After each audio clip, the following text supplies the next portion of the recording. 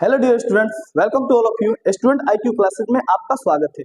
Student, इस video में हम लोग देखेंगे कि ब्लड ग्रुप का खोज किसने किया था और ब्लड ग्रुप कितने प्रकार के होते हैं, फिर आरएच फैक्टर क्या होता है, रिसर्च नामक बंदर पे जो रिसर्च हुआ था वो रिसर्च क्या है, इन सभी चीजों के बारे में हम लोग अध्ययन करेंगे। तो स्टूडेंट चलिए, हम ब्लड ग्रुप जानने से पहले एक बात आपको बताना चाहता हूँ।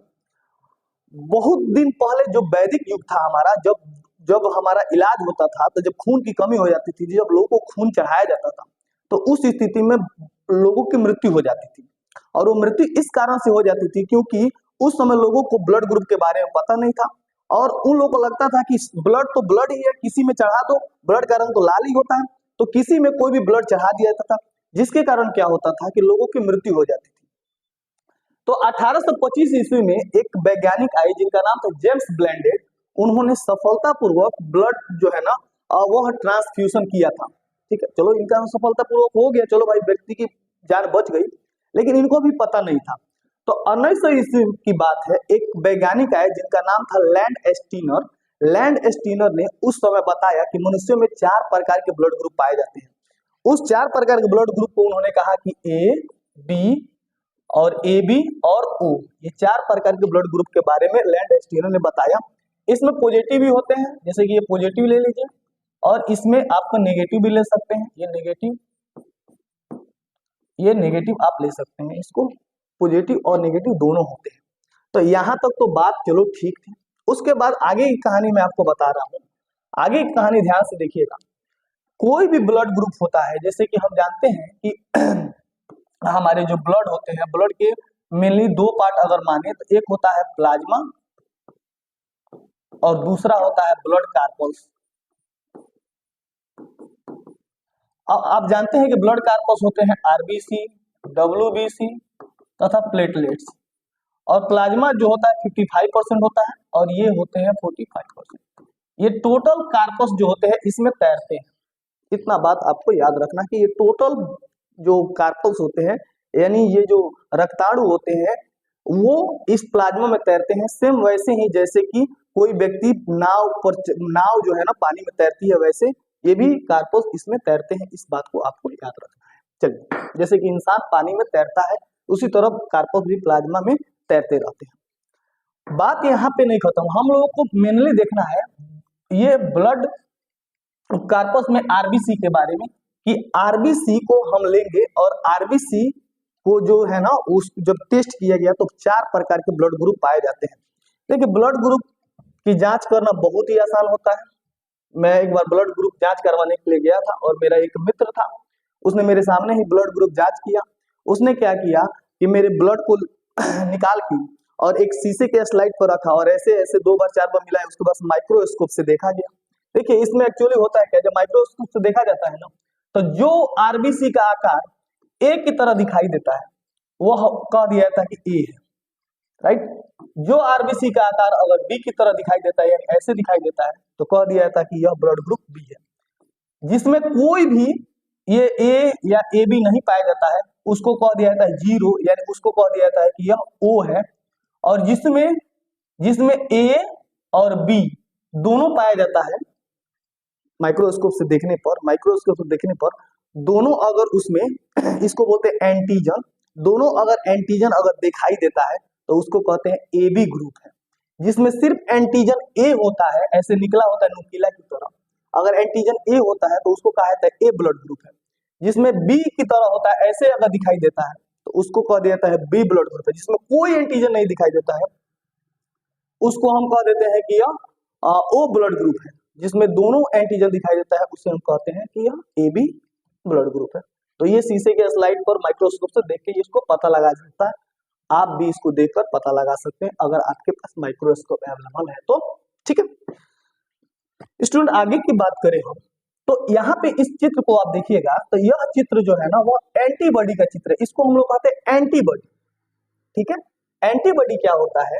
एंटीबॉडी हमारे शरीर में उपस्थित रहता है, एक्चुअली प्लाज्मा में उपस्थित रहता है। यह एक प्रकार का प्रोटीन होता है, यह एक प्रकार का प्रोटीन होता है जो प्लाज्मा में जो है ना उपस्थित होता है।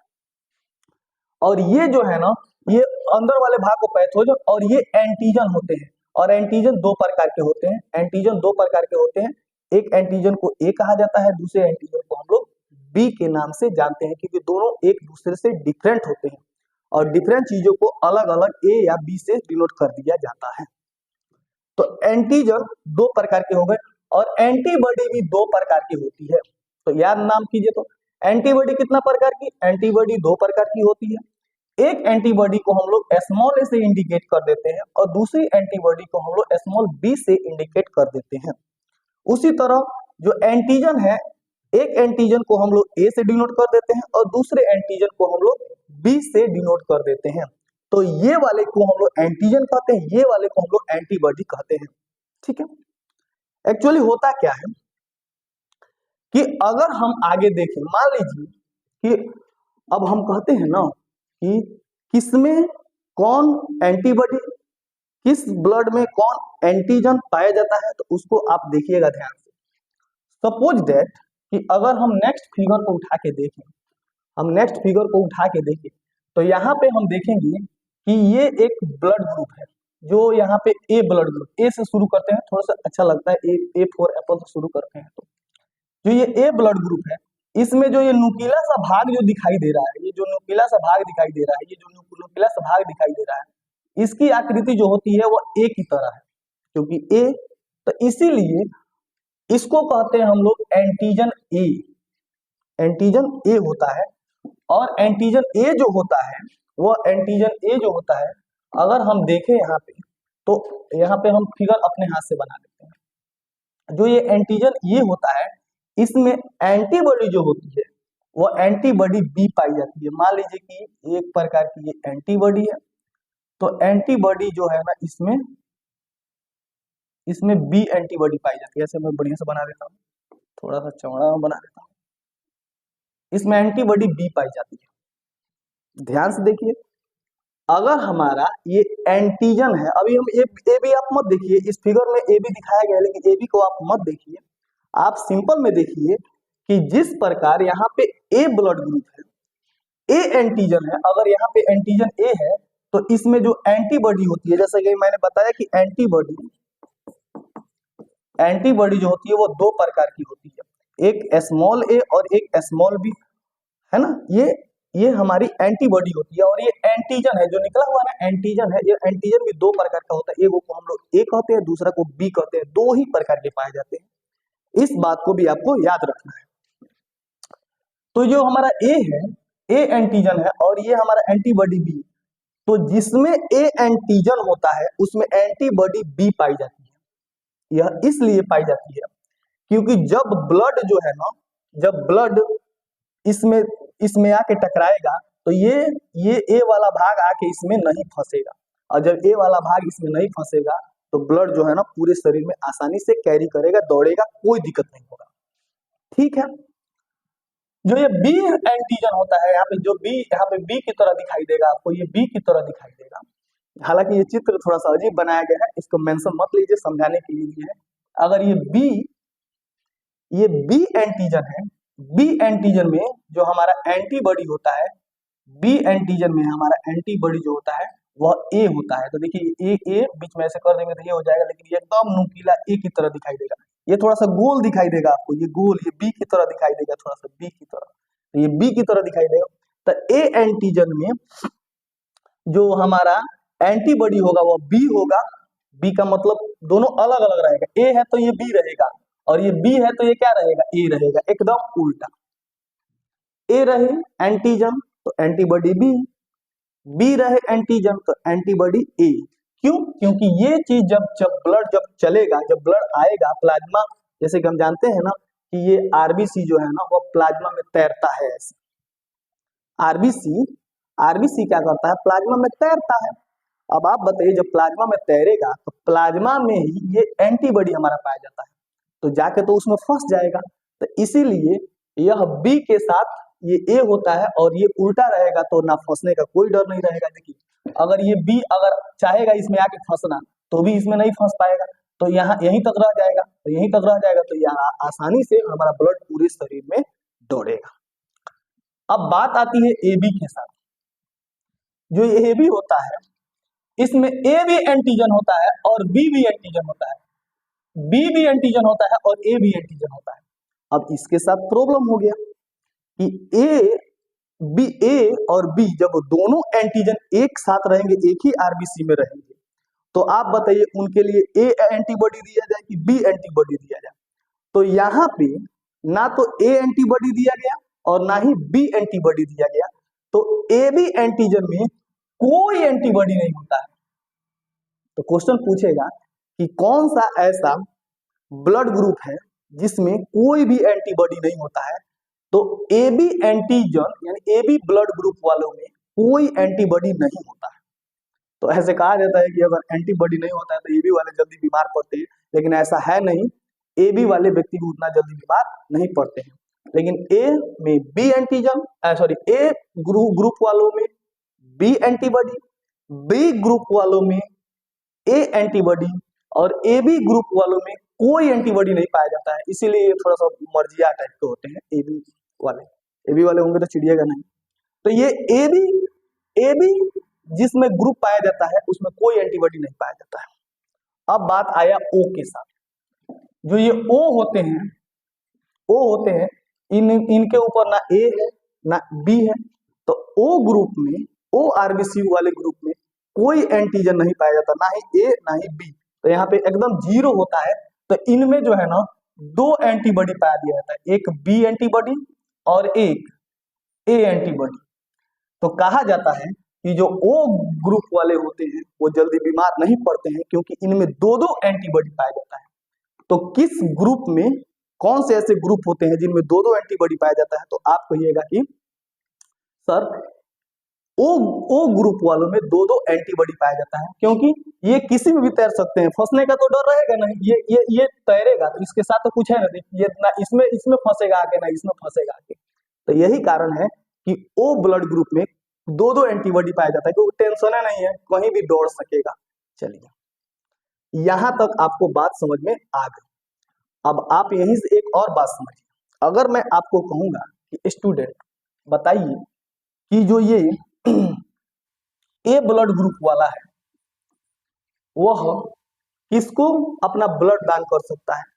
तो ए ब्लड ग्रुप वाला ए ब्लड ग्रुप को ही दान कर सकता है, बी ब्लड ग्रुप वाला बी ब्लड को ही दान कर सकता है, लेकिन ए बी सबसे ब्लड ले सकता है। ए बी सबसे ब्लड क्यों ले सकता है? क्योंकि इसमें कोई एंटीबॉडी नहीं पाई जाती है। अब आप बताइए, ए बी किसी से भी ब्लड ले सकता है, कहेगा कि तुम ओ बी दे दो, ए भी दे दो, बी भी दे दो, क्योंकि इसमें फंसने का तो डर रहेगा नहीं। ध्यान से देखिए, ए बी में कोई एंटीजन नहीं पाया जाता है, एंटीबॉडी ए बी ग्रुप वालों में कोई एंटीबॉडी नहीं पाया जाता, ना तो ए ना बी। अब यहाँ पे फंसने का डर है क्या? ऐसे ये जैसे कि ए में था तो यहाँ पे अगर अलग अलग कोई देता तो आके इसमें फंस जाता। आप बताइए कि यह ए बी में जो ये ए बी ब्लड ग्रुप है इसमें कोई एंटीबॉडी है ही नहीं। तो जब नहीं है तो यह किसी से भी ब्लड ले सकता है, क्योंकि कोई एंटीबॉडी रहेगा ही नहीं तो फंसने का डर तो रहेगा नहीं। तो यहाँ पे ये किसी से भी ब्लड ले सकता है। इसीलिए ए बी को हम लोग सर्वग्राही कहते हैं। ए बी ब्लड ग्रुप वालों को हम लोग सर्वग्राही कहते हैं। और देखिए ओ ब्लड ग्रुप वाला है, ओ ब्लड ग्रुप में इसमें तो कोई ऐसे ना निकला है, ना ए निकला है ना बी निकला है। अब आप बताइए, तो ये तो किसी को अगर ब्लड देगा तो इसमें तो कोई भी यहाँ पे ये क्या कहते हैं एंटीजन नहीं है, ना तो ए एंटीजन है ना तो बी एंटीजन है। जब कोई एंटीजन नहीं है तो फंसने का डर तो ना इसमें है ना इसमें है, तो इसमें तो है ही नहीं है। तो ना ए में फंसने का डर है ना बी में फंसने का डर है, ए बी में तो साफा डरे नहीं है कि फंसेगा। तो ओ ब्लड ग्रुप वाला जिसमें कोई एंटीजन नहीं पाया जाता है, यह सबको रक्त दे सकता है, क्योंकि फंसने का डर तो यहाँ भी नहीं है, क्योंकि इसमें ना ए निकला है ना बी निकला है, तो इसमें आके फंसने का तो डर तो रहेगा नहीं। तो इसमें भी नहीं फंसेगा, इसमें भी नहीं फंसेगा, भला इसमें तो है ही नहीं होता है। ए बी एंटीजन वालों में कोई भी एंटीबॉडी होता ही नहीं है, तो डर ही नहीं है। तो इसीलिए ओ को हम लोग सर्वदाता कहते हैं। बस यही फर्क होता है कि क्यों ओ को सर्वदाता कहते हैं, कारण भी जानना जरूरी है। क्योंकि ओ में कोई भी एंटीजन नहीं होता है, तो किसी को भी देगा तो फंसने का डर नहीं रहेगा। अब यहाँ से बात यह समझ में आई, तब लोगों को समझ में आया ओ एंटीजन के आधार पे अगर गलत जैसे कि मान लीजिए कि किसी का ब्लड ग्रुप ए है और किसी का ब्लड ग्रुप बी है, ए वाला अगर बी को दे दिया और बी वाला अगर ए को ब्लड दे दिया तो क्या होगा, ये ए का एंटीजन इसमें जाएगा तो उल्टा इसमें आके पूरा फंस जाएगा, अच्छा तरीके से फंस गया, जैसे जाल में आदमी आके फंस जाता है। तो एकदम ये भी नुकीला था ऐसे, और यह भी एकदम आके इसमें जो है ना ये शेप में एकदम इसमें आके फिट हो जाएगा। तो फिट हो जाएगा तो ब्लड तो चलेगा नहीं, तो जब ब्लड चलेगा नहीं तो इंसान की मृत्यु हो जाती थी उस समय।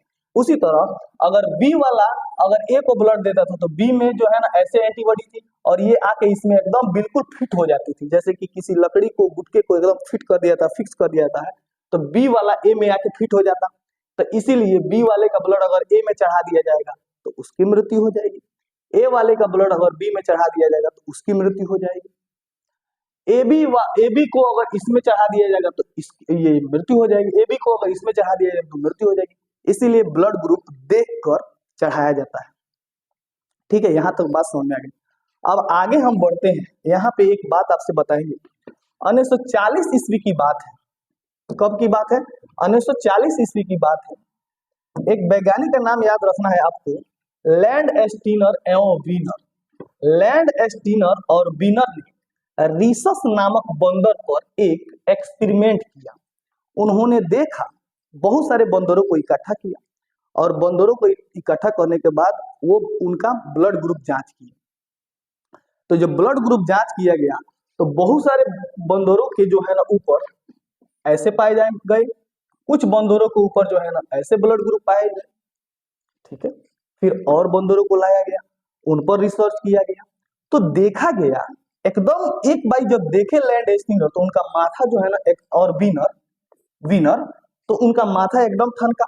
उन्होंने देखा कि ऐसी तो आकृति है, उसके साथ एक चौकोर आकृति ऐसे तो आकृति है, बी वाली आकृति है, लेकिन एक और चौकोर आकृति है, बी वाली आकृति के साथ एक और चौकोर आकृति उनको दिखाई दी। उन्होंने कहा कि रे भाई ये क्या है, ये चौकोर क्या है? तो वो उन्होंने बताया कि ओ इसका मतलब है कि यह एक प्रकार का RH फैक्टर उन्होंने कहा, क्योंकि रीसस नामक बंदर पे उन्होंने एक्सपेरिमेंट किया था, इसीलिए उन्होंने इसको कहा RH फैक्टर, इसीलिए उन्होंने कहा RH फैक्टर। तो RH फैक्टर क्या होता है? तो ध्यान से देखिए कि यह ब्लड ग्रुप आपको दिखाई दे रहा है, ये O+ ब्लड ग्रुप है। इसमें देखिए ये चौकोर जो दिखाई दे रहा है, इसी को कहा गया RH फैक्टर। यहाँ पे ये चौकोर जो दिखाई दिया है ये है RH फैक्टर, ये जो चौकोर दिखाई दे रहा है इसको कहते हैं RH फैक्टर। स्टूडेंट, साइंस की भाषा में जिस चीज में कोई चीज पॉजिटिव उपस्थित होती है उसे प्लस कहते हैं, और जो चीज उपस्थित नहीं होती है उसे क्या कहते हैं? तो माइनस कहते हैं। तो जिसमें यह चौकोर आकृति दिखाई देती है, उसको कहा गया पॉजिटिव। जैसे कि यहाँ पे चौकोर दिखा गया तो ये पॉजिटिव, यहाँ पे O में अगर चौकोर देखा गया तो वो पॉजिटिव, B में अगर चौकोर देखा गया तो इसको कहा गया B पॉजिटिव, AB में अगर चौकोर देखा गया तो इसको कहा गया AB पॉजिटिव। और जिसमें यह चौकोर नहीं पाया जाता है, जिसमें यह चौकोर नहीं पाया गया उसको नेगेटिव से डिनोट करते हैं। तो ब्लड ग्रुप A पॉजिटिव और B पॉजिटिव क्या होते हैं? जैसे आप कहते हैं कि हमारा A पॉजिटिव है, इसका मतलब है कि आप में चौकोर आकृति है। अगर कोई कहता है कि हम AB पॉजिटिव है, इसका मतलब AB तो तुम्हारे में है ही, ऐसे तो है ही तुम्हारे में, A और B तुम्हारे में दोनों में है, लेकिन तुम्हारे में उसके साथ एक चौकोर आकृति भी है, इसीलिए तुम RH फैक्टर हो, यानी तुम पॉजिटिव हो। अगर कोई कहता हम O नेगेटिव है तो इसका मतलब है कि उसमें चौकोर आकृति नहीं पाई जाती। तो यहाँ तक बात आपको समझ में आनी चाहिए स्टूडेंट, आपको ध्यान से। तो RH फैक्टर देख लिए, ब्लड ग्रुप देख लिए। ब्लड ग्रुप 4 प्रकार के होते हैं, कौन किसको ब्लड दे सकता है, कौन किसको ब्लड नहीं दे सकता है, ये सभी चीजें आप लोग एक बार और मैं आपको बता रहा हूं, ध्यान से देखिए लोग। RH फैक्टर क्या होता है? अगर हम ब्लड को ध्यान से देखें तो जिसमें अगर चौकोर आकृति पाई जाती है तो साइंस की भाषा में अगर पाई जा रही है तो पॉजिटिव कहते हैं, तो इसको प्लस से, तो इसीलिए O पॉजिटिव कहा जाता है। जैसे कि आपका ब्लड ग्रुप अगर है, अगर आप ए बी है, अगर आप ए ब्लड ग्रुप के, तो आपका ऐसा निकला रहेगा। उसके साथ अगर ए पॉजिटिव है तो ये ऐसे निकला रहेगा, तो ये आप कहेंगे कि ये पॉजिटिव है।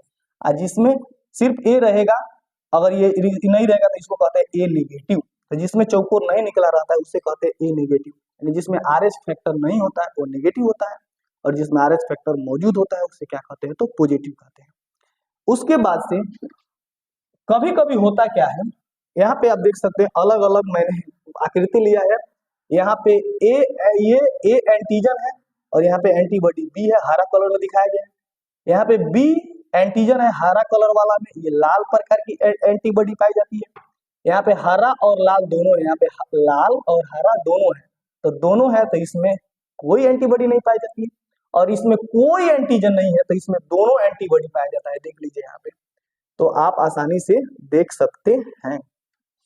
उसके बाद से आगे का कहानी क्या हुआ, आगे का कहानी हुआ कि कभी कभी, अब तो साइंस का जमाना हो गया है, कभी कभी लोगों की शादी जब होती है तो क्या होता है, बच्चे जब पैदा होते हैं तो बहुत सारे एक के बाद बच्चे मनते कि दूसरा जब बच्चा होता है तो मर जाता है।